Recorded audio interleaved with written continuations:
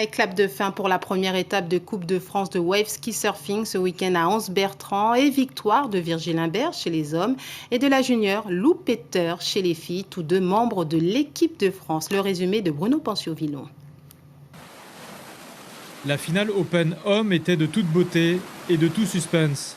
Car pour répondre aux exigences du jury, non seulement il faut choisir la meilleure vague, mais être audacieux et engager la manœuvre ou la figure la plus technique pour scorer.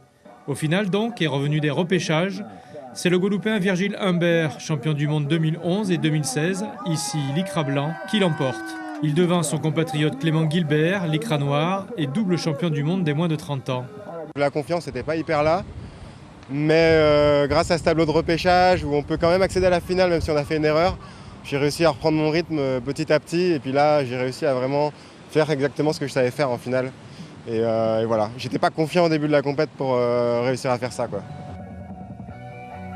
Chez les filles, la jeune et talentueuse Lou Peter, en rouge comme la veille, remporte sa finale, comme la veille chez les juniors, devant Marie Tessier, championne de France en titre. J'ai l'habitude de prendre une vague au début de la série, pour justement pour essayer d'avoir la tête et ne pas être stressée à devoir trouver des scores et mettre un peu la pression à mes adversaires.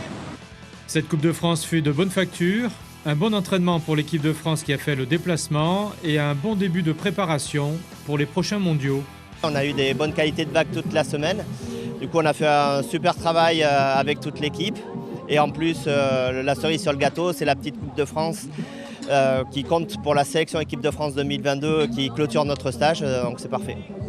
Pour la Guadeloupe, se confronter à l'élite mondiale est important pour la suite, notamment pour le devenir de cette discipline de glisse, accessible à tous. On avait organisé les championnats du monde en 2003, c'était l'arrivée vraiment de cette discipline sur notre archipel.